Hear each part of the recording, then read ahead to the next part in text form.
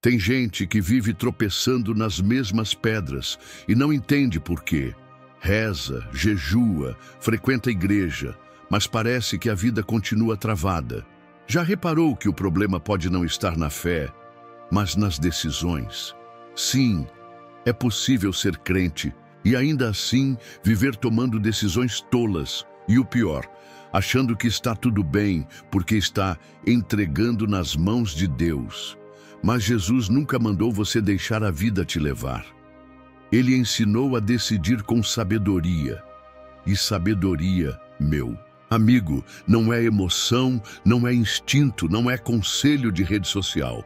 Sabedoria é um estilo de vida baseado na verdade eterna, não em tendências passageiras. Você já se perguntou quantas decisões erradas te afastaram de bênçãos que estavam prontas? E quantas vezes você sentiu que estava perto, mas algo desandou no caminho? O que Jesus ensinou sobre isso é chocante. A vida é construída com decisões e o fundamento de cada uma precisa ser a rocha, não a areia da opinião alheia, da cultura do momento ou da vontade do coração que engana e ilude. Quem toma decisões baseadas na sabedoria de Cristo anda contra a maré, mas dorme tranquilo. Planta certo, colhe paz. Neste vídeo, você vai mergulhar em 15 decisões que não apenas transformam a sua vida espiritual, mas mudam também suas emoções, relacionamentos, trabalho e até sua maneira de enfrentar lutas. E o melhor, tudo com base no que o próprio Jesus ensinou. Prepare-se para repensar sua forma de decidir, perceber onde está errando e enxergar com clareza o que Deus quer te mostrar. E se você está cansado de viver no ciclo da dúvida e do arrependimento, chegou a hora de romper com isso, com sabedoria. Então, já aproveita e se inscreve aqui no canal, porque esse conteúdo pode ser o ponto de virada que você tanto orou para encontrar. Deixa o like, comenta aqui embaixo o que mais tem pesado nas suas decisões e compartilha esse vídeo com alguém que também está precisando de direção. Vamos juntos aprender a decidir como Cristo decidiu. A vida é feita de decisões. A vida é um grande emaranhado de escolhas, desde as menores, como o que comer no café da manhã, até aquelas que alteram completamente o curso da nossa jornada, como um casamento, uma mudança de cidade ou a decisão de perdoar alguém que nos feriu profundamente. A verdade é que em cada curva do caminho somos convidados a decidir, e é justamente nessas encruzilhadas que se revelam não só o que sabemos, mas quem somos. A cada sim ou não, estamos escrevendo nossa história, e muitas vezes, sem perceber, estamos também plantando algo no invisível. Quantas vezes uma decisão aparentemente pequena já se transformou numa dor imensa? Uma amizade tóxica mantida por medo da solidão, um emprego aceito só pelo salário, um relacionamento começado sem oração. São passos dados sem reflexão profunda, que mais tarde nos colocam em becos escuros, nos fazendo perguntar: como foi que eu vim parar aqui? O problema é que nem sempre o erro é visível no início. É como um veneno que só se manifesta com o tempo. Mas mesmo nessas situações, há um aprendizado que não se pode ignorar. As decisões erradas não afetam só o presente. Muitas delas ferem o emocional, mancham o espírito e até distorcem a visão que temos de Deus. Existem pessoas hoje afastadas da fé porque lá atrás tomaram decisões sem sabedoria e agora associam o erro à ausência de Deus. Outras vivem angustiadas, presas a culpas antigas, com o coração dividido entre arrependimento e vergonha. Essas feridas internas, quando não tratadas, criam raízes profundas e silenciosas, como um câncer que vai se espalhando pela alma. É importante entender que as escolhas não são neutras. Toda decisão tem um peso espiritual.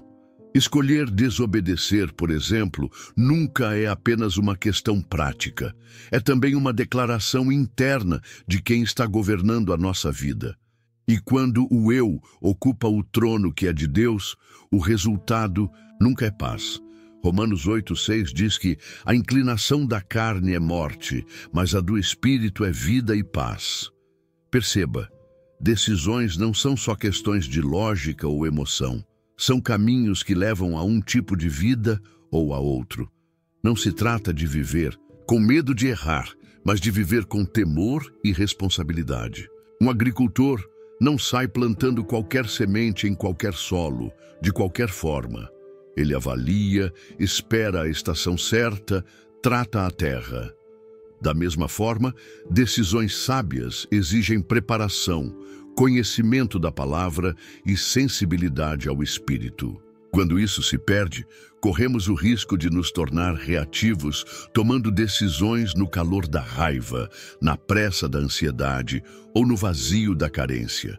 Há quem viva em ciclos, voltando sempre para o mesmo ponto de dor, como quem dá voltas no deserto, sem nunca chegar à terra prometida. E quase sempre, esses ciclos estão ligados a decisões repetidas, padrões não quebrados. Talvez a pergunta certa não seja, por que isso acontece comigo de novo? Mas qual foi a decisão que me trouxe até aqui? Essa consciência é o primeiro passo para romper com aquilo que nos aprisiona e começar a construir uma nova realidade, mais alinhada com os planos de Deus. E se cada escolha fosse vista como uma semente lançada no solo da eternidade? Gálatas 6:7 diz que Deus não se deixa escarnecer. Tudo o que o homem semear, isso também colherá. Essa é a chave que nos leva à próxima reflexão. Nossas decisões são sementes. E a colheita? Essa sempre vem. As decisões como sementes plantadas. Toda decisão que tomamos é uma semente que cai no solo da nossa história. Algumas brotam rápido, outras demoram anos para mostrar seus frutos, mas todas, sem exceção, geram uma colheita. É o que Paulo escreveu aos Gálatas. Não se enganem, de Deus não se zomba, pois o que o homem semear, isso também colherá. Gálatas 6:7.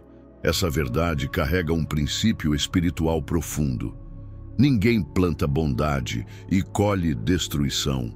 Ninguém planta mentira e colhe paz. O solo pode até esconder por um tempo, mas a terra espiritual não falha. Ela devolve o que recebeu. Existe um tempo entre a decisão e a consequência, e é justamente nesse intervalo que muitos se perdem. Porque o solo do espírito não grita imediatamente. Você escolhe hoje, mas só percebe amanhã, ou no mês seguinte, ou até anos depois. E é por isso que há quem diga, mas eu fiz aquilo e nada aconteceu. Como se a ausência imediata de colheita fosse sinal de aprovação. Lê do engano. A paciência de Deus não é permissão. É graça, esperando que o semeador desperte antes que os frutos amargos apareçam. Algumas sementes são visíveis, um vício que domina, uma mentira que desmascara, uma escolha que destrói relacionamentos. Outras são mais sutis, como o orgulho, que se mascara de independência, ou a incredulidade que se disfarça de racionalidade. Quando alguém decide ignorar a voz do Espírito por conveniência, está lançando no campo do tempo sementes que parecerão inofensivas no início. Mas o que nasce depois não se pode controlar. Daí a importância de perguntar antes de agir: o que estou semeando agora? As decisões não são apenas fruto da lógica ou da emoção. Muitas vezes são reflexo da nossa fé. Plantar algo na direção de Deus é um ato de confiança, mesmo quando não vemos nada acontecendo. É como quem perdoa sem receber pedido de perdão, ou quem permanece honesto mesmo sendo passado para trás. Isso é plantar no espírito. Em contrapartida, há quem semeie baseado na tolice, decide sem buscar sabedoria, reage sem orar, escolhe sem consultar o céu. Essa é a semente da carne, e o texto continua. O que semeia para sua própria carne, da carne colherá corrupção. Gálatas 6:8. Já pensou em tratar suas decisões como uma plantação? Em anotar num caderno o que decidiu hoje e o que espera colher disso no futuro? Pode parecer simples, mas esse exercício ajuda a perceber padrões, motivações e até brechas espirituais. Alguém que decide investir tempo na palavra todos os dias, por exemplo, está semeando intimidade com Deus. Já quem constantemente escolhe o caminho mais fácil, sem compromisso, pode acabar colhendo superficialidade e frustração. Também é preciso lembrar que há sementes que exigem poda.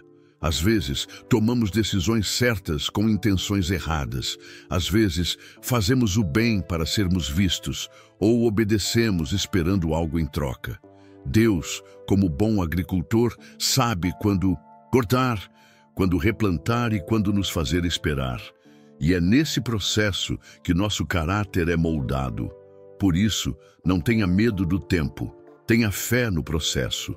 Nem toda semente germina no mesmo ritmo, mas toda fé genuína plantada no Espírito dará fruto no tempo certo. E se a vida é um campo e nossas decisões são sementes, precisamos saber com que tipo de base estamos lidando.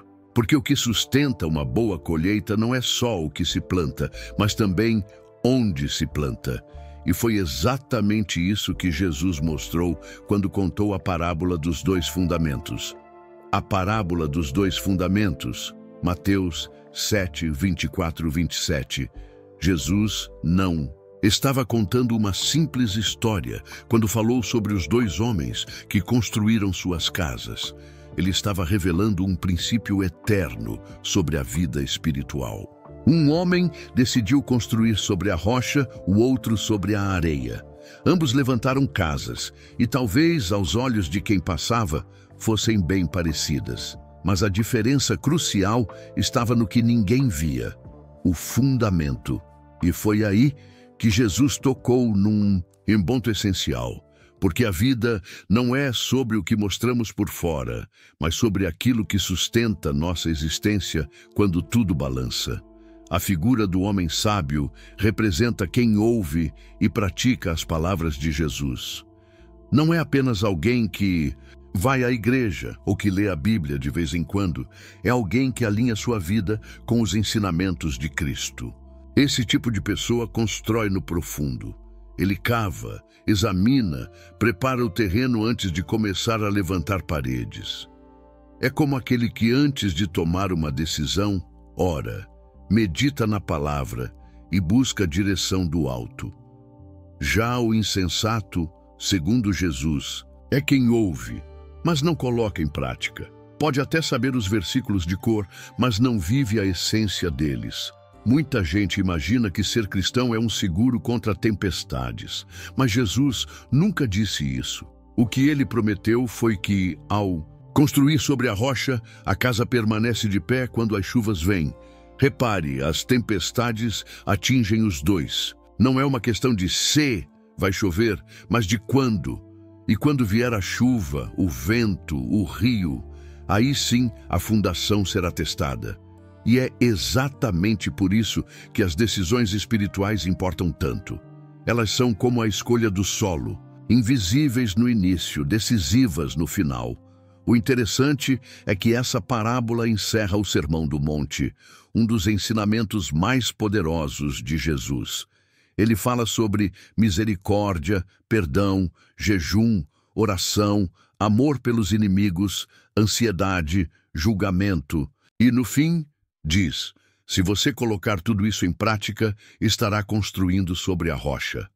Ou seja, Jesus não estava propondo apenas uma vida moralmente elevada, mas uma estrutura inabalável. Uma vida firmada na eternidade, não nas circunstâncias passageiras. Essa história também confronta diretamente a religiosidade de fachada. Aquela vida onde tudo parece certo por fora, boas palavras, aparente piedade, mas no íntimo falta conexão com Deus.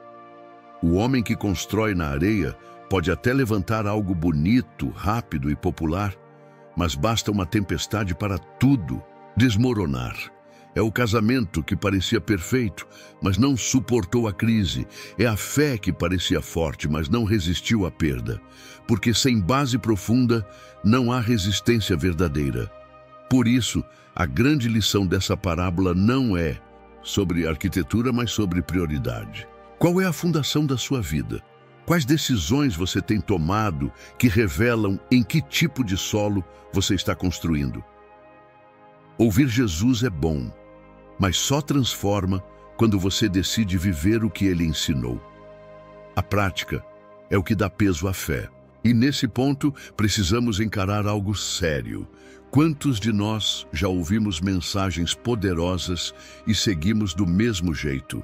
E talvez a pergunta mais importante agora seja: como eu passo da areia para a rocha? Porque nem sempre percebemos que estamos construindo errado. Às vezes, é preciso parar tudo, avaliar, derrubar estruturas frágeis e recomeçar do zero. E não há vergonha nisso. A verdadeira sabedoria começa quando alguém reconhece que saber não é o mesmo que viver. E foi justamente essa diferença que Jesus destacou no ensinamento seguinte: ouvir e praticar. A diferença entre saber e viver. Saber algo e viver de acordo com esse conhecimento são duas realidades bem diferentes. E Jesus fez questão de nos mostrar isso. Ele ensinava para multidões que o ouviam com atenção, mas muitas vezes saíam sem mudança alguma. Ouvir as palavras de Cristo pode até causar admiração, mas o que transforma a vida mesmo é colocá-las em prática. E aqui está a chave. Conhecimento sem ação é ilusão. Não basta saber que o perdão é essencial, por exemplo, se a pessoa continua guardando mágoa. O poder está na prática. A sabedoria, segundo Jesus, é reconhecida pelas atitudes. Em Mateus 7,24 ele diz: todo aquele, pois, que ouve estas minhas palavras e as pratica, será comparado a um homem prudente. Ou seja, prudência não é saber o certo, mas decidir fazer o certo. É possível conhecer todas as passagens bíblicas, frequentar todas as reuniões e ainda assim viver como se nunca tivesse escutado nada. Porque o conhecimento só cumpre seu propósito quando move a pessoa à obediência. E isso exige coragem, disciplina e fé. Tem muita gente tropeçando não por ignorância, mas por negligência. Sabem o que fazer, mas escolhem o mais fácil. Sabem que devem tratar o outro com amor, mas agem com grosseria. Sabem que precisam vigiar seus pensamentos, mas alimentam coisas tóxicas. Sabem que devem buscar a Deus de coração, mas se perdem na rotina. É como ouvir o alerta de um médico e continuar no mesmo estilo de vida, esperando milagres. A fé verdadeira começa quando se escolhe aplicar o que se aprendeu. A diferença entre o sábio e o tolo, no fim das contas, está na disposição para obedecer. A obediência não é algo automático, ela é cultivada. E na maioria das vezes, exige abrir mão do orgulho, da vontade própria e até de certos confortos. Praticar o que Jesus ensinou muitas vezes significa nadar contra a maré, perdoar quem nos ofendeu, amar quem nos despreza, ajudar quem não pode retribuir. Mas são justamente essas ações que revelam o coração transformado. Existe um tipo de cegueira espiritual que é perigosa. A da religiosidade vazia, aquela que ouve sermões como quem ouve palestras, mas nunca se examina, que participa de rituais sem quebrantamento, que conhece o Evangelho, mas não se deixa moldar por ele. Jesus confrontava esse tipo de fé constantemente, chamando atenção para os fariseus, que eram mestres na lei, mas viviam distantes de Deus no coração. A prática da palavra é o que revela a intimidade com o Pai. Se a pessoa quer saber se está vivendo o que Jesus ensinou, basta olhar para as reações no dia a dia. Como ela responde ao ser contrariada, como age no trânsito, no trabalho, em casa, o que diz quando ninguém está ouvindo. Esses pequenos gestos são reveladores. É no cotidiano que o discipulado se mostra real. Um bom começo é escolher um ensino de Jesus por semana e aplicá-lo de forma consciente, como perdoar sinceramente, evitar julgamentos, servir alguém. Pequenas ações constroem grandes fundamentos. A grande armadilha é pensar que ouvir já é suficiente, que anotar uma pregação é o mesmo que vivê-la. Mas Jesus foi claro. A casa segura é aquela construída sobre a prática. Ouvir sem praticar é como decorar uma receita e nunca cozinhar. O verdadeiro sabor do Evangelho só se experimenta quando ele sai das palavras e entra nos hábitos.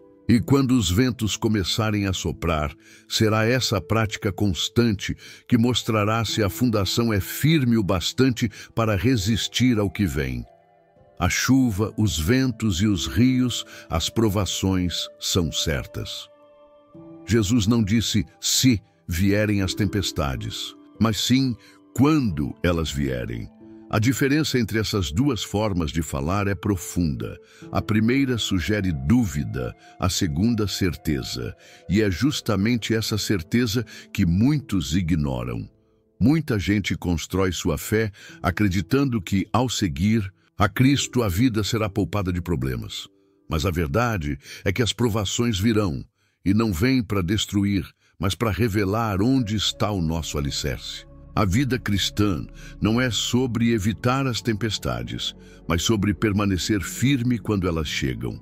As chuvas, os ventos e os rios da parábola representam os conflitos da vida real: perdas, crises, enfermidades, rejeições, traições, escassez, dúvidas.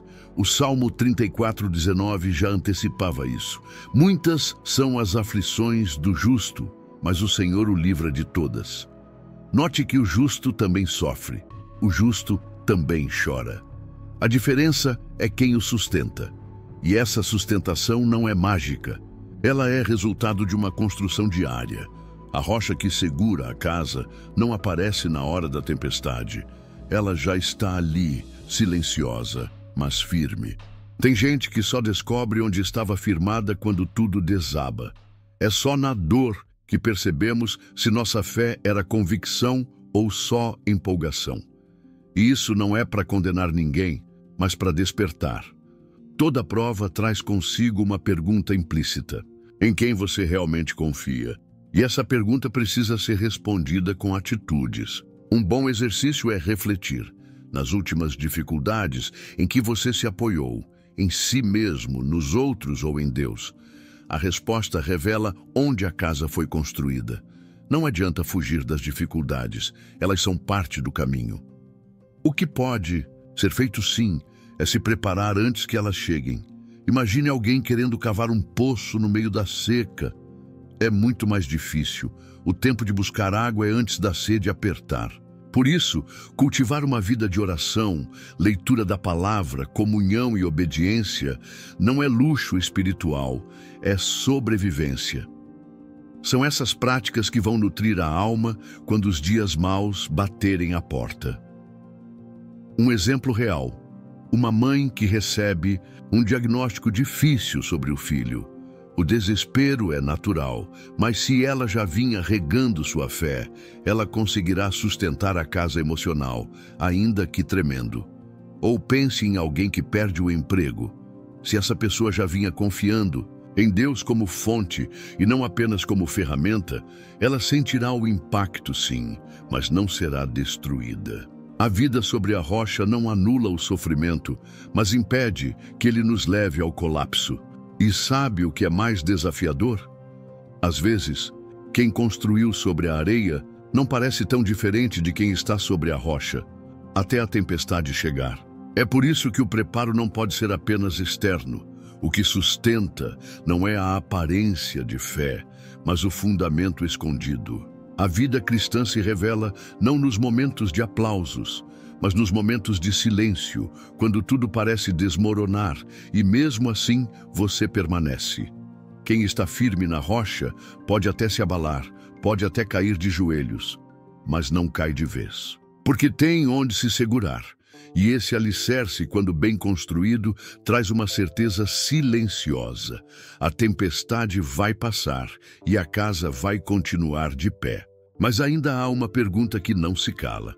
Sobre o que, exatamente, essa casa foi construída? Construindo a vida sobre a rocha. Quem é essa rocha? A pergunta que ecoa depois da tempestade é simples e profunda. Afinal, quem é essa rocha?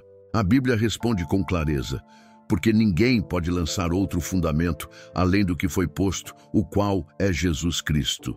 1 Coríntios 3:11. Jesus não é apenas um mestre, um modelo ou uma inspiração.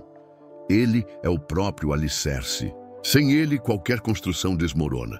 E o curioso é que muita gente conhece Jesus, mas não constrói sobre ele. Saber quem ele é e viver com base nesse relacionamento são coisas bem diferentes. Construir sobre a rocha exige intencionalidade. Não é algo automático. Não basta frequentar uma igreja, ouvir pregações ou ter um versículo na bio das redes sociais. É preciso cavar fundo. E cavar dói. Significa renunciar a certos hábitos, confrontar pensamentos errados, alinhar desejos. Jesus contou em Lucas 6:48 que o homem prudente cavou e abriu profunda vala e lançou os alicerces sobre a rocha. Isso dá trabalho, mas é esse esforço que gera estrutura sólida para os dias difíceis. Muita gente acha que estar com Deus é só sobre sentir coisas boas, mas a rocha é construída em decisões práticas. Perdoar quem feriu, manter a integridade quando ninguém está vendo, confiar mesmo quando tudo diz o contrário. Isso é fé concreta. Um jovem, por exemplo, pode até ser tentado a seguir os atalhos da vida, trapaças, mentiras, falsidade, mas ao lembrar de quem é a rocha, ele escolhe o caminho mais difícil e mais correto. Esse tipo de escolha é um tijolo a mais na construção espiritual. Outro ponto importante: a rocha representa não apenas segurança, mas também estabilidade emocional.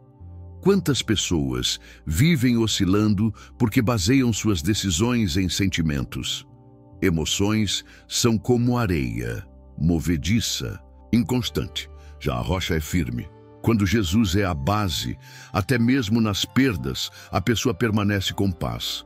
Não porque não sente dor, mas porque sabe em quem confia. Como disse o salmista, somente Ele é a minha rocha e a minha salvação. Jamais serei abalado. Salmo 62:2. Construir sobre a rocha também significa abandonar a ideia de religiosidade de fachada. Não adianta decorar versículos e viver uma vida dupla. A verdadeira fé não se limita ao domingo ou ao ambiente religioso. Ela está presente no comportamento com a família, no trabalho, nas redes sociais, nas escolhas do dia a dia. Se Jesus é a base, então tudo precisa estar conectado a Ele. A vida deixa de ser dividida entre espiritual e secular. Tudo se torna uma expressão de adoração. Por isso, é preciso avaliar em que áreas da vida ainda estamos construindo sobre areia. Talvez no relacionamento, nas finanças, nas prioridades. A resposta sincera a essa pergunta pode ser desconfortável, mas libertadora. Porque, enquanto há vida, há tempo de reconstruir. Não é tarde demais para arrancar estruturas frágeis e recomeçar com firmeza. O Espírito Santo nos ajuda nesse processo. Ele não condena, ele convida. E esse convite nos leva para um lugar mais profundo de entrega. A diferença entre religião e relacionamento com Deus está justamente aí. Religião tenta manter uma aparência. Relacionamento transforma a essência. Quem anda com Jesus não vive de performance, vive de convicção. Não constrói para impressionar, mas para permanecer. E quando essa fundação está bem firmada, uma coisa começa a ficar evidente. Mesmo que a casa pareça simples por fora, por dentro ela é inabalável. Mas E se por fora tudo parecer igual ao engano das aparências, casas parecidas, fundamentos diferentes. Num primeiro olhar, tudo parece igual. Duas casas lado a lado, aparentemente bem construídas, bonitas, sólidas, mas o segredo não está na pintura da parede, nem no telhado brilhando ao sol. O que realmente sustenta uma casa está escondido, o fundamento. E aqui está uma das lições mais profundas da parábola de Jesus. A aparência pode até enganar, mas a verdade vem com o tempo, e principalmente com a tempestade. Não é no dia ensolarado que se conhece a firmeza de uma estrutura, mas no meio do vendaval.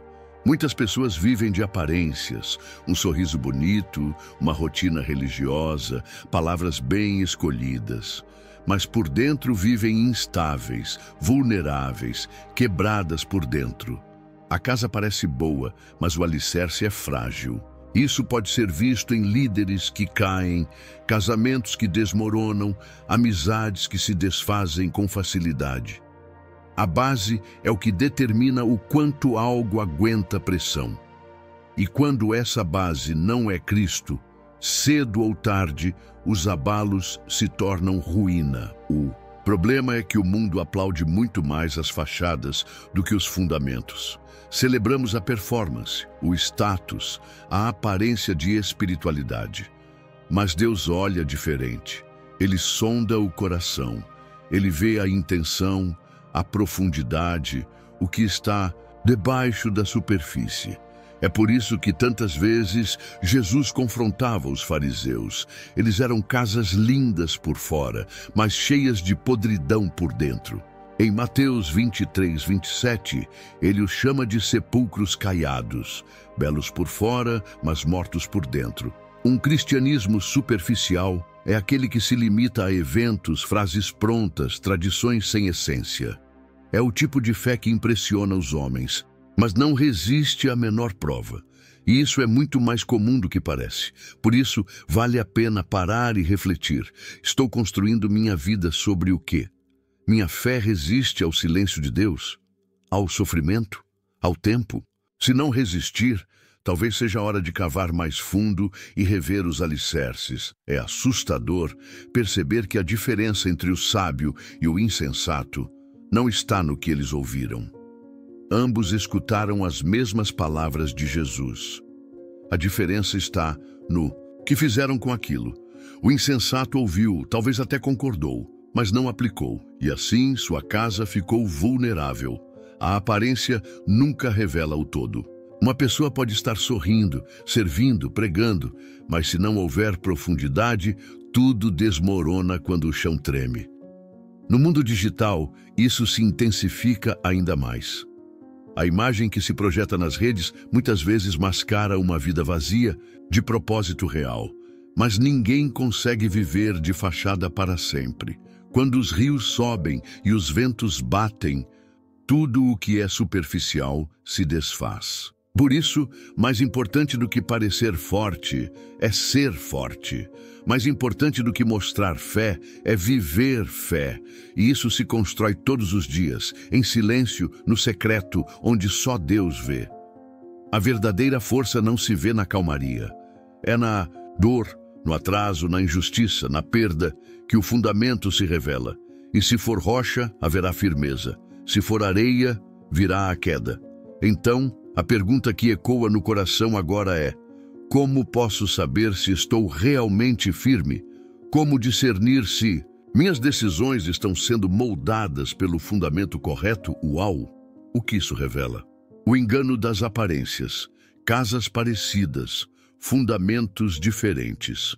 Num primeiro olhar, tudo parece igual.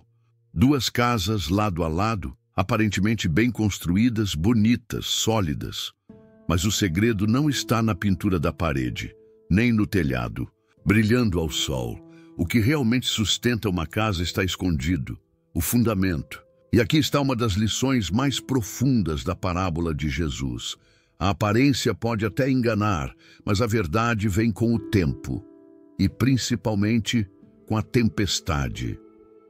Não é no dia ensolarado que se conhece a firmeza de uma estrutura, mas No meio do vendaval, muitas pessoas vivem de aparências, um sorriso bonito, uma rotina religiosa, palavras bem escolhidas.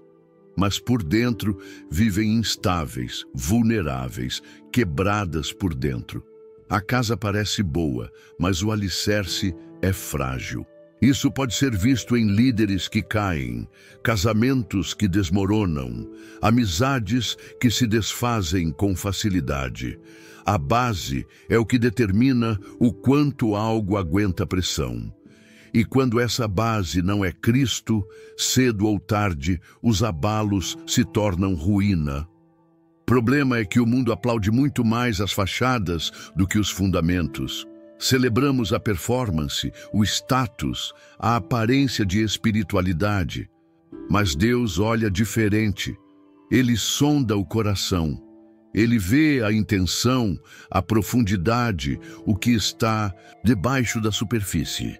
É por isso que tantas vezes Jesus confrontava os fariseus.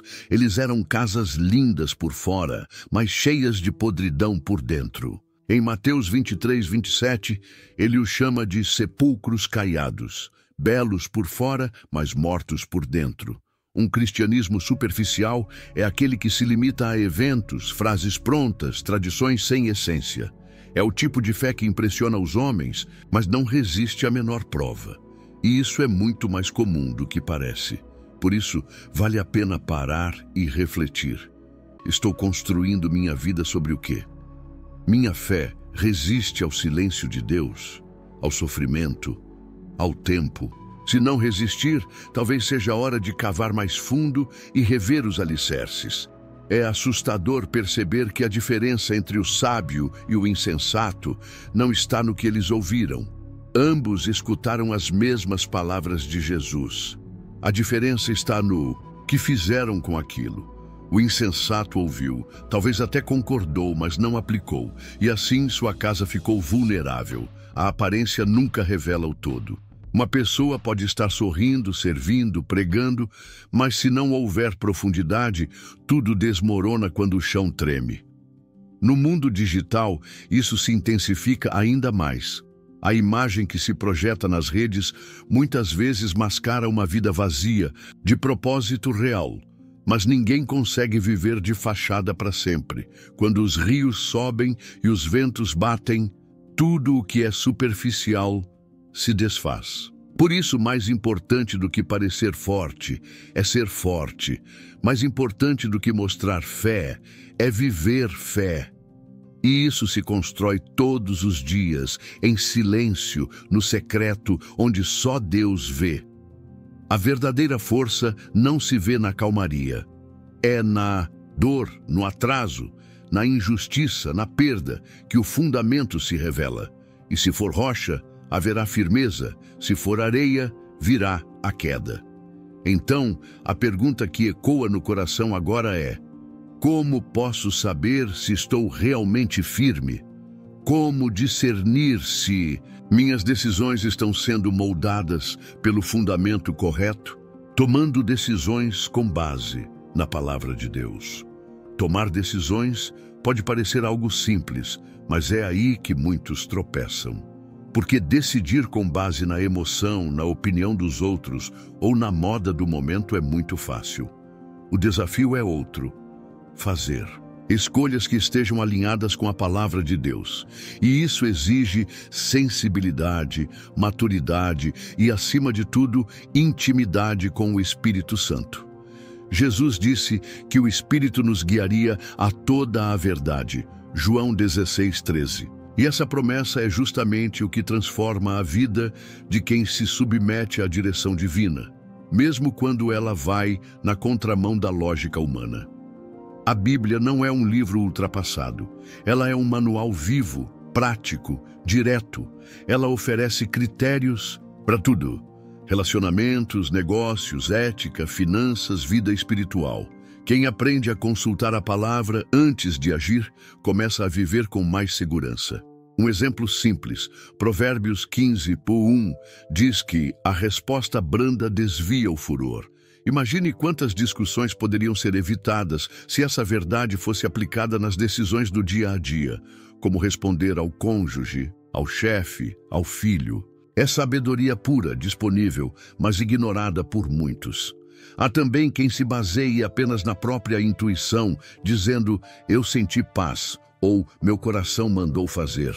Mas a Bíblia é clara em Jeremias 17:9. Enganoso é o coração mais do que todas as coisas. Ou seja, confiar só nas emoções é arriscado demais. A paz verdadeira vem quando a decisão está em harmonia com a vontade de Deus. E a vontade de Deus nunca contradiz a sua palavra.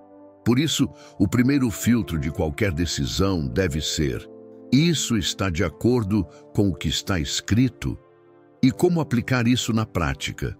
Simples, criando o hábito de consultar a palavra antes de agir. Está diante de uma proposta de sociedade? Leia sobre princípios de honestidade, sobre não se colocar em julgo desigual. Vai tomar uma decisão familiar importante? Veja o que a Bíblia diz sobre o papel de cada um no lar. Vai investir dinheiro?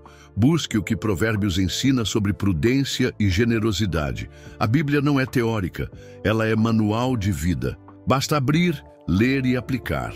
O Espírito Santo atua como um conselheiro interno, trazendo convicções que não vêm da lógica humana. Mas é preciso deixar espaço para ele agir. E isso acontece quando a pessoa não está tomada por pressa ou ansiedade. O apóstolo Paulo escreveu que a fé vem pelo ouvir, e o ouvir pela palavra de Deus. Romanos 10:17. Então, quanto mais se ouve a palavra, mais fé se tem para decidir com sabedoria. É como se cada leitura fosse plantando critérios dentro da mente e do coração. Muita gente espera grandes revelações para tomar decisões, quando, na verdade, Deus já falou muito claramente nas Escrituras. A questão não é falta de resposta, é falta de atenção. Decidir com base na palavra exige humildade para reconhecer que o nosso entendimento tem limites, mas a sabedoria de Deus é perfeita. Por isso, quem aprende a fazer isso colhe frutos sólidos, duradouros, mesmo quando o caminho parece mais difícil no começo. E às vezes, a decisão certa pode até gerar oposição. Pode parecer loucura para os outros, mas é nesse contraste que a sabedoria do alto começa a brilhar.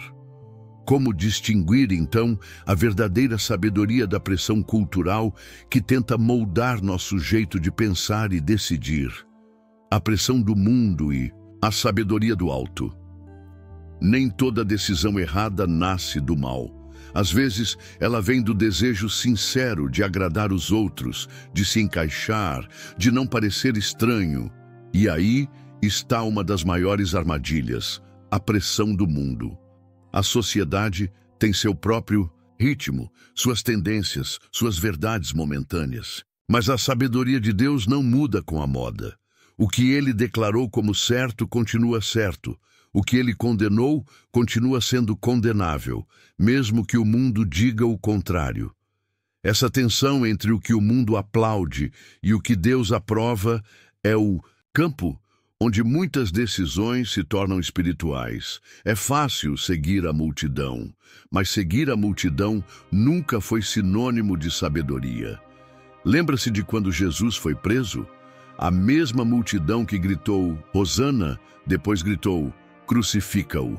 O coração do povo oscila, e quem baseia suas decisões na opinião popular está sempre em terreno instável. É por isso que Tiago 3,17 descreve a sabedoria que vem do alto como pura, pacífica, moderada, cheia de misericórdia e bons frutos. Ela não está à venda, não se contamina, não se mistura com vaidades humanas. A cultura diz, faça o que te faz feliz. A palavra diz, tome a sua cruz. A cultura grita, siga seu coração. A Bíblia responde, negue-se a si mesmo. A cultura incentiva a independência. Cristo convida a dependência total. Essas mensagens são como vozes competindo dentro de nós, e se não houver discernimento espiritual, a gente acaba tomando decisões que agradam a todos, menos a Deus, e a paz, aquela verdadeira, simplesmente desaparece. É no meio da pressão social que a firmeza de caráter se revela. Quando todos estão indo por um caminho e você sente que precisa ir pelo outro, é aí que se separa quem busca agradar a Deus de quem vive para agradar os homens. E o mais curioso é que, com o tempo, mesmo quem zombou das suas escolhas começa a perceber que você tinha razão. A firmeza silenciosa de quem decide com sabedoria sempre deixa frutos visíveis, mesmo que demore. Quem anda com Deus aprende a não reagir por impulso. A sabedoria do alto traz equilíbrio. Antes de agir, ela analisa. Antes de falar, ela pondera. Antes de decidir, ela consulta. Um bom exemplo: ao escolher um curso, uma amizade, um parceiro, pergunte-se: isso me aproxima ou me afasta de Deus? Isso cultiva minha fé ou alimenta minha carne? Porque a sabedoria que vem do céu sempre aponta para a vida, enquanto a sabedoria do mundo parece boa, mas conduz à ruína. E quando a pressão parece insuportável, é aí que se deve lembrar das promessas. Não vos conformeis com este mundo. Romanos 12:2.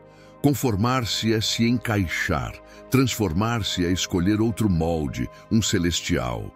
Quando a mente é moldada pela palavra, o coração para de se desesperar por aprovação humana.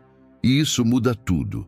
A forma de se vestir, de falar, de se posicionar, de sonhar. Decidir se torna um ato de liberdade espiritual. Mas e quando a gente sente que está sozinho nessa contramão? E quando ninguém entende nossas escolhas?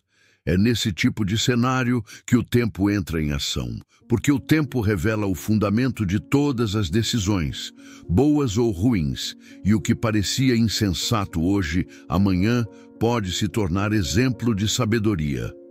O tempo revela o fundamento. O tempo é um dos maiores reveladores da vida. Ele expõe o que está por trás de cada escolha, mesmo quando tudo parecia certo no começo. Às vezes, uma decisão impulsiva dá frutos rápidos, dinheiro, aplausos, visibilidade, e parece que foi a escolha certa. Mas com o passar dos meses ou anos, a estrutura começa a mostrar rachaduras. É aí que se entende o valor de ter construído sobre um fundamento sólido. O tempo não tem pressa, mas é implacável. Ele prova a qualidade daquilo que plantamos. É curioso como algumas decisões erradas se disfarçam de acertos por um tempo. Um relacionamento fora da direção de Deus pode começar com romance, promessas, sorrisos. Um emprego conquistado pela força própria pode trazer status e renda, mas quando as tempestades chegam, e elas sempre chegam, tudo o que é superficial se desfaz. O tempo tem esse poder de revelar o que os olhos não viam, se havia rocha ou areia debaixo da casa. Quem já tomou uma decisão precipitada conhece bem o gosto amargo do arrependimento. E esse arrependimento, embora doloroso, pode ser um ponto de virada. O que não pode acontecer é fingir que nada está errado. Muitos tentam manter uma aparência, maquiar os danos, sustentar uma estrutura que já desmoronou por dentro. Mas Deus não chama para viver de aparências. Ele chama para recomeçar, com verdade, arrependimento e um novo fundamento. E recomeçar é possível. A Bíblia está cheia de exemplos de homens que erraram, mas decidiram voltar. Davi, depois de seu pecado com Batseba, chorou, jejuou, escreveu salmos. Pedro, depois de negar Jesus, chorou amargamente, mas foi restaurado e se tornou um pilar da igreja. O tempo revelou a fraqueza momentânea deles, mas também revelou a profundidade da transformação. Ou seja, não é o erro que define alguém, mas o que se faz depois dele. Às vezes, a vergonha impede a pessoa de admitir que construiu sobre areia. Mas admitir é o primeiro passo da reconstrução. Ao invés de fugir da dor, é preciso encará-la com coragem, abrir mão do orgulho, pedir ajuda, voltar à palavra, se necessário desfazer decisões. Isso não é fraqueza, é sabedoria. E quem tiver humildade para reconhecer que errou, vai colher frutos de maturidade, integridade e um novo tipo de paz. O tempo também mostra quem construiu com sabedoria. Nem sempre quem tomou a decisão certa colhe os resultados rapidamente. Muitas vezes, a pessoa parece estar ficando para trás, mas vem a tempestade e lá está ela, firme, em paz, inabalável. O mundo inteiro pode desmoronar, mas quem tem alicerce em Deus permanece de pé. Essa segurança não vem de força humana, mas do fundamento certo. E o tempo, mais cedo ou mais tarde, confirma isso para todos ao redor. Agora, se a colheita atual não está boa, vale a pena se perguntar: o que foi plantado lá atrás? Porque toda decisão é uma semente, e o tempo é o solo onde ela germina. Por isso, mais do que remediar o passado, o foco agora deve ser na próxima escolha, porque ainda há tempo de mudar o que será revelado amanhã. E isso nos leva a refletir mais profundamente sobre o poder da semeadura. Decidir é semear. Tudo o que o homem plantar, isso também colherá. Tudo começa com uma escolha. A cada passo, cada sim e cada não, o ser humano está plantando alguma coisa. E de forma inevitável, essa plantação se transforma em colheita. Gálatas 6:7 deixa isso claro como água. Não vos enganeis, de Deus não se zomba. Tudo o que o homem semear, isso também colherá. Isso não é apenas uma advertência, é uma lei espiritual. Não dá para plantar limão e esperar colher manga. O que entra hoje como decisão, sairá amanhã como consequência. Quando alguém planta na carne, ou seja, baseia suas escolhas no orgulho, na vaidade, na pressa, no egoísmo, o que brota geralmente é dor, confusão e frustração. Às vezes vem disfarçado de sucesso, mas o interior está corroído. Por outro lado, quem decide a partir do Espírito, com base na palavra, regado por oração, mesmo que passe por um período seco, logo verá florescimento. Plantar no Espírito é semear com eternidade em mente. E isso muda tudo. A boa notícia é que mesmo que alguém tenha semeado mal no passado, ainda há tempo de mudar a semente. Deus é especialista em recomeços, mas a pessoa precisa parar de lamentar a colheita e começar a agir sobre a semeadura. Se hoje colhe tristeza, insegurança ou solidão, talvez esteja na hora de revisar as decisões que a levaram até ali. Isso não é acusação, é convite. Convite a uma nova plantação, com base em princípios que realmente geram vida. E quais seriam essas sementes? São atitudes simples, mas consistentes. Falar a verdade mesmo quando dói. Perdoar antes mesmo de receber um pedido de desculpas, honrar os pais, resistir à tentação, escolher o que edifica. Sementes são plantadas em pequenas escolhas do dia a dia. Ler a palavra ao acordar, desligar o celular para orar, ajudar alguém sem esperar algo em troca. Quem planta o bem no tempo certo colherá frutos que valem mais que ouro. Esse processo, no entanto, exige paciência. Nem tudo germina da noite para o dia. Às vezes a pessoa planta em lágrimas, mas vai colher com cânticos de alegria. Salmos 126:5. O problema é que muitos desistem antes da colheita por não verem resultados imediatos. Por isso, Paulo insiste: e não nos cansemos de fazer o bem, porque a seu tempo ceifaremos, se não houvermos desfalecido. Gálatas 6:9. O segredo está na perseverança. Também é essencial entender que colher é um momento de revelação. Na hora da colheita, a verdade aparece. Os frutos mostram de onde vieram as sementes. Então a pergunta não deve ser apenas o que eu quero colher, mas sim o que eu estou plantando hoje para que isso aconteça. A coerência entre intenção e ação é o que determina o futuro. Não adianta orar por paz e plantar em conflito. Não adianta querer direção e andar segundo o coração enganoso. Quem entende isso começa a viver com mais intencionalidade. Passa a observar suas decisões como sementes espirituais, com consequências visíveis e invisíveis. E esse entendimento prepara o solo do coração para ouvir melhor, discernir mais fundo e deixar que a semente da palavra produza frutos duradouros. O que nos leva à próxima reflexão sobre o tipo de solo que temos deixado Deus encontrar em nosso interior. Ouvintes distraídos e corações rachados. Jesus contou uma parábola que serve como um espelho para quem tem coragem de se olhar por dentro. A do semeador, Mateus 13. Nessa história, a semente é sempre boa. É a palavra de Deus, mas os solos variam, e isso muda tudo. Tem gente que escuta, mas não entende. Outros até se empolgam, mas logo desanimam. Há também os que ouvem e até crescem um pouco, mas se perdem no meio das preocupações e distrações da vida. Só um tipo de solo dá fruto, o coração fértil, pronto para obedecer. A grande tragédia espiritual não é rejeitar a palavra de Deus com violência, mas tratá-la com indiferença.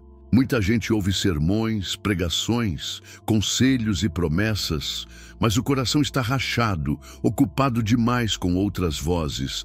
A semente cai, mas escorre por entre as frestas da alma. É o que acontece quando a fé vira um hábito, a Bíblia vira um acessório e a oração se torna apenas uma formalidade. É aí que o espírito vai se apagando, sem alarde. Mas como saber que o coração está assim? Basta perceber se há mudança real depois do ouvir. Se as decisões continuam sendo as mesmas, se os padrões permanecem intocados, então algo está errado. O problema não está na palavra, mas no solo. E solo rachado não segura a água. Por isso, é urgente deixar o Espírito arar o coração, quebrar a dureza, limpar os entulhos emocionais e abrir espaço para algo novo germinar. Isso exige intencionalidade. Por exemplo, ao ouvir uma mensagem bíblica, em vez de apenas achar bonito, pergunte-se: o que Deus quer mudar em mim com isso? Ao ler um versículo, pare para meditar. Essa verdade está sendo praticada na minha vida? É como tomar um remédio. Não basta saber que cura, tem que engolir. A palavra que não se transforma em ação perde o poder de transformar vidas. Por isso Tiago escreveu: sede praticantes da palavra, e não somente ouvintes, enganando-vos a vós mesmos. Tiago 1:22. Corações rachados também são os que vivem divididos. Parte quer obedecer, parte quer agradar a si mesmo, parte quer servir a Deus, parte ainda negocia com o mundo. Mas Jesus já deixou claro: ninguém pode servir a dois senhores. Mateus 6:24. E um coração dividido sempre pende para o lado mais confortável, mais popular, mais conveniente. É por isso que muitos vivem estagnados espiritualmente. Não é falta de palavra, é excesso de distração. O solo fértil não se forma sozinho. Ele é preparado todos os dias com disciplina espiritual. Começa com um tempo de silêncio, leitura bíblica com atenção, anotações de versículos que falam direto à alma, orações sinceras e sem pressa. São práticas simples que fazem a terra do coração absorver melhor a voz de Deus. Um devocional diário bem feito vale mais do que horas de conteúdo religioso sem aplicação prática. Quem começa a cultivar esse tipo de solo verá algo extraordinário acontecer. A palavra começa a frutificar. As decisões ficam mais sábias, as emoções mais equilibradas, a visão mais clara. A vida espiritual deixa de ser apenas teoria e vira realidade, firme o suficiente para resistir às dificuldades, mesmo quando elas chegam com força, Como Jesus antecipou na parábola da casa sobre a rocha, Jesus não prometeu ausência de problemas, mas vitória. Tem gente que acha que seguir Jesus é sinônimo de vida tranquila, mas ele nunca prometeu estrada lisa, prometeu presença constante. Na parábola dos dois fundamentos, Mateus 7, 24 e 27, a casa construída sobre a rocha enfrentou a mesma tempestade que a construída sobre a areia. Ou seja, o cristão fiel também passa por ventos fortes, chuvas pesadas e rios transbordando. A diferença está na estrutura, não no clima. O Evangelho nunca foi um seguro contra sofrimentos, mas uma âncora para não afundar. A verdade é que todos nós vamos passar por momentos difíceis, perdas, dores, traições, diagnósticos, dúvidas, escassez. E isso não significa que Deus nos abandonou. Muito pelo contrário. Jesus disse: "No mundo tereis aflições, mas tende bom ânimo. Eu venci o mundo." João 16, 33. Repare que ele não disse: "Talvez tenham aflições, mas tereis." A promessa é clara. Problemas virão. Mas junto com ela vem outra, a vitória em meio ao caos. É nessas horas que a estrutura da vida mostra do que é feita. Quem construiu sobre sentimentos, vaidade, orgulho ou religiosidade vazia, vê tudo desmoronar. Mas quem tem Jesus como base permanece firme, ainda que chore, ainda que sangre, não cai, porque está firmado em algo que o mundo não pode derrubar. E não se trata de resistência emocional ou otimismo exagerado. Trata-se de fé enraizada no Cristo vivo. Quando a dor chega, muitos se perguntam: por que isso está acontecendo comigo? Como se fossem imunes ao sofrimento. Mas a pergunta mais sábia seria: o que essa tempestade está revelando sobre minha base? Tem gente que descobre a força da fé no hospital, no luto, na falência, no divórcio. São momentos duros, mas também honestos. Neles, ou nos revoltamos, ou nos rendemos, e a rendição sempre é mais sábia. Por isso é importante lembrar que Jesus não quer apenas consertar nossa vida, Ele quer ser o fundamento dela, e isso muda tudo. Porque quando o alicerce é firme, mesmo que as paredes tremam, elas não vão cair. Quando o coração é ancorado, na verdade, mesmo que tudo ao redor esteja bagunçado, a alma permanece em paz. E essa paz não vem das circunstâncias, vem da certeza de estar sobre a rocha. Quem entende isso, para de buscar uma vida sem problemas e passa a buscar uma vida com estrutura. Não se trata mais de evitar a dor, mas de atravessá-la com propósito. A oração deixa de ser apenas um pedido de livramento e passa a ser uma conversa de confiança. A Bíblia deixa de ser apenas um livro de promessas e vira um manual de sobrevivência e crescimento. O cristianismo passa a ser mais que um título, vira base sólida para viver com coragem. E é justamente essa estrutura que nos prepara para as próximas decisões. Porque quem já passou por tempestade sabe o valor de estar bem fundamentado. A experiência da dor, quando vivida com Cristo, gera sabedoria. E a sabedoria prepara o coração para ouvir Deus até nas coisas mais simples. A voz de Deus nas pequenas decisões. Muita gente espera ouvir Deus em momentos grandiosos, como num trovão, uma visão ou um milagre espetacular. Mas a voz de Deus costuma ser suave, sutil, quase como um sussurro que só quem está perto consegue captar. Em 1 Reis 19:12, Elias não ouviu Deus no vento forte, nem no terremoto ou no fogo. Ele o ouviu no som de um suave sussurro.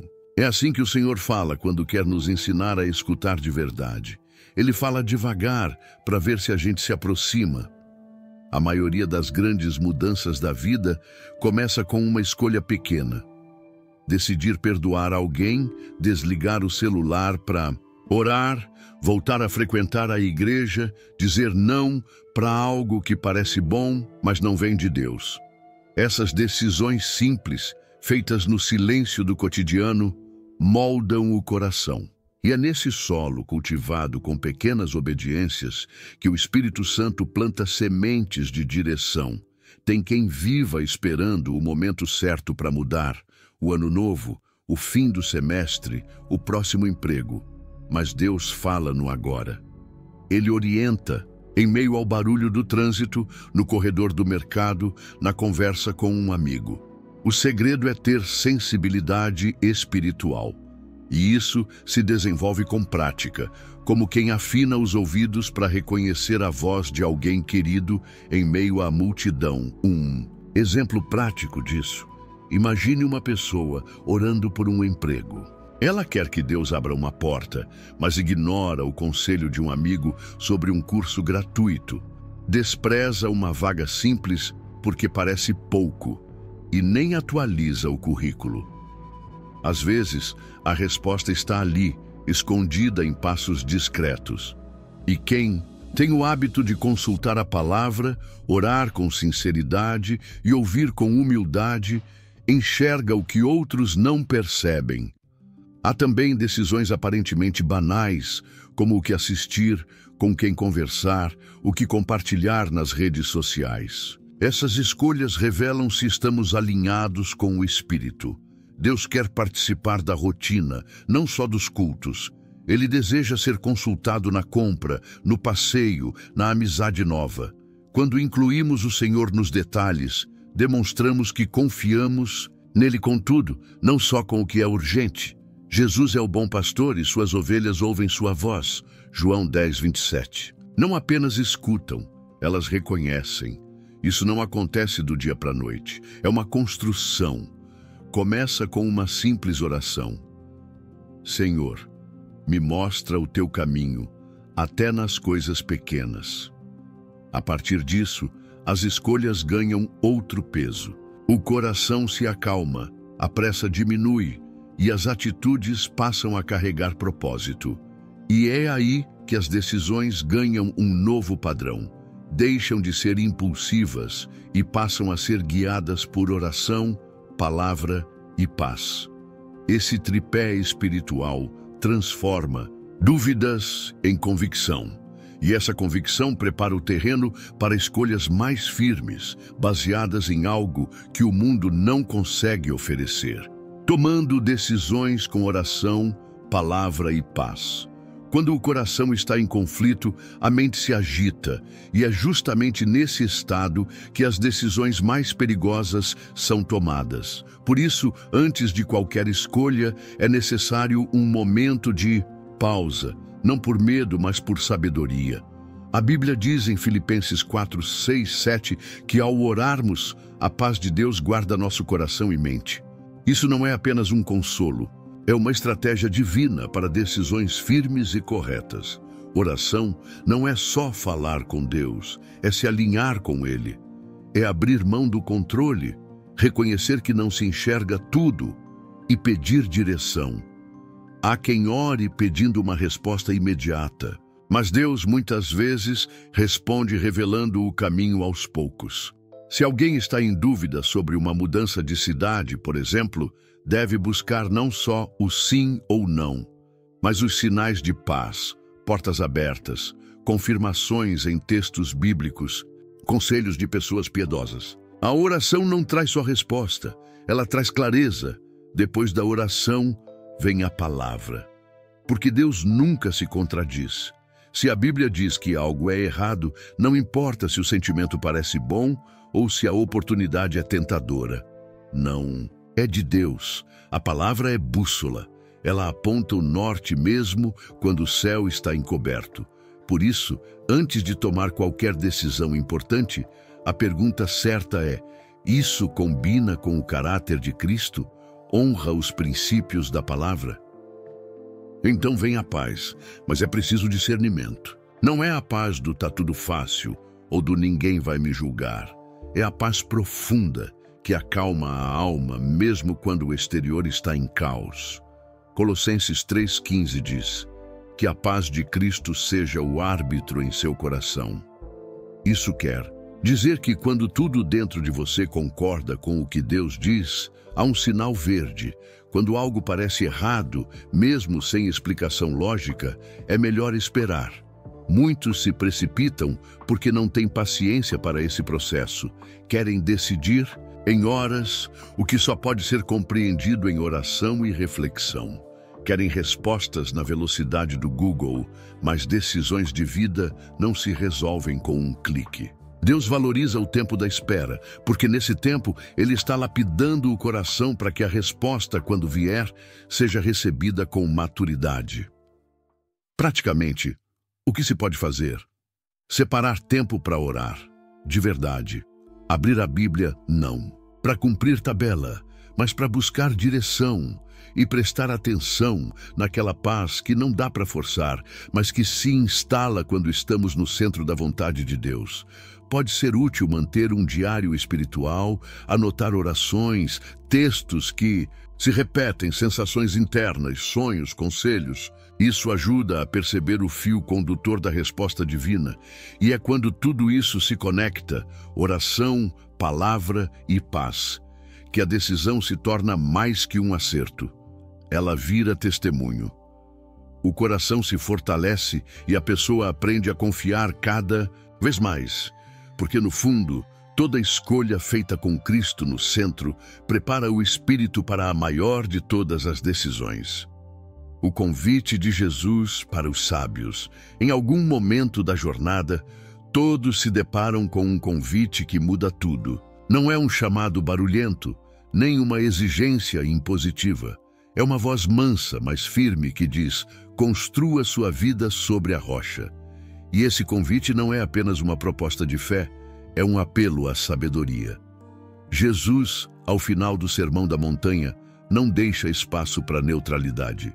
Ele deixa claro que a escolha está sobre a mesa, e ela é inadiável.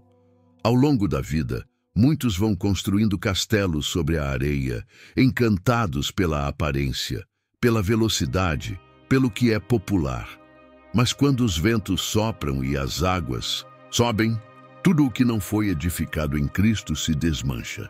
Jesus não nos chamou para religiosidade, para templos de fachada ou para um cristianismo de conveniência. Ele chamou para um relacionamento profundo, sólido, construído com obediência e fé. O convite de Jesus é, na verdade, um chamado à maturidade.